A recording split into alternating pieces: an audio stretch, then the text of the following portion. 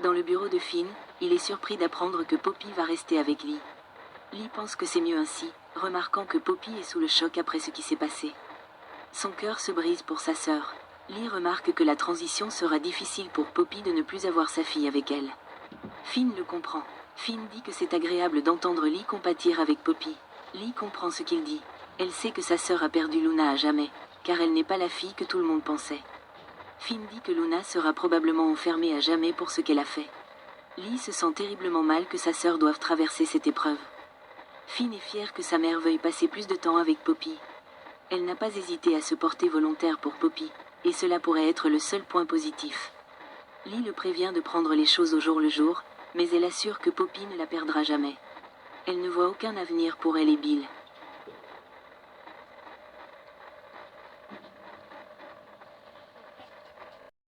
Katie est chez Bill quand Poppy entre. Katie est surprise de la voir, sachant qu'elle allait rester chez Lee. Poppy ne semble pas du tout surprise, croyant que Katie est là parce qu'elle a entendu dire que Poppy allait être absente. Poppy est là pour récupérer des vêtements. Katie dit qu'elle était là avec son fils et qu'ils parlaient tous de la douleur qu'elle avait endurée. Katie est contente de la voir car elle veut s'excuser.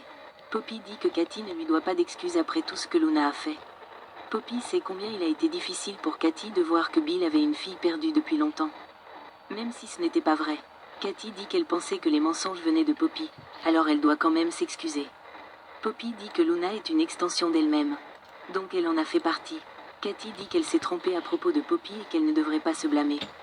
Poppy apprécie les excuses de Katie, et elle s'excuse d'avoir cru qu'elle et Luna avaient enfin trouvé leur place. De plus, elle a tué des gens pour y parvenir.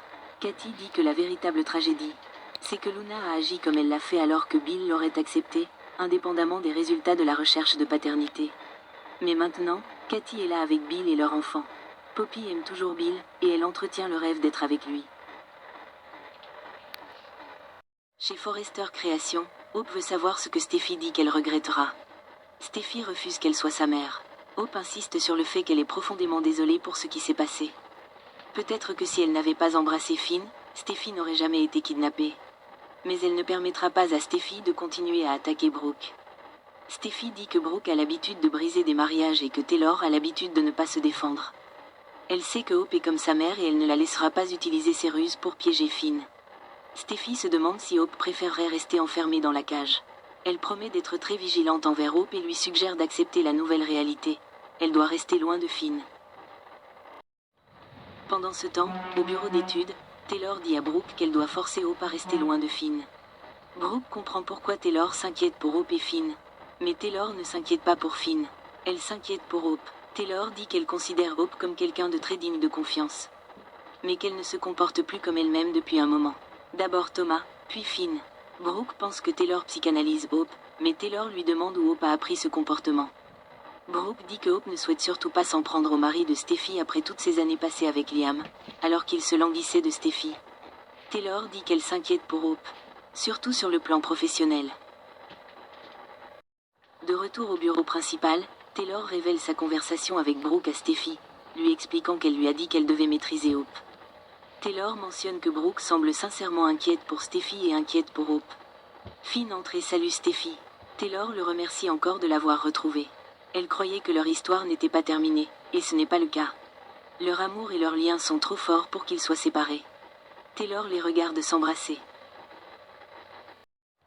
Pendant ce temps, au bureau de design, Hope raconte à sa mère que ses excuses à Steffi se sont soldées par un sermon.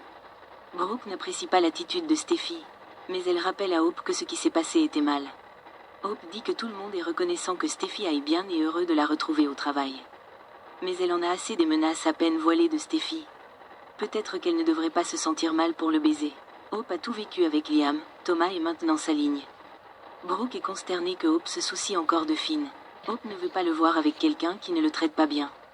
Brooke veut savoir si Hope dit vraiment qu'elle ne veut pas voir Finn avec quelqu'un avec qui elle ne veut pas qu'il soit. Hope reste silencieuse.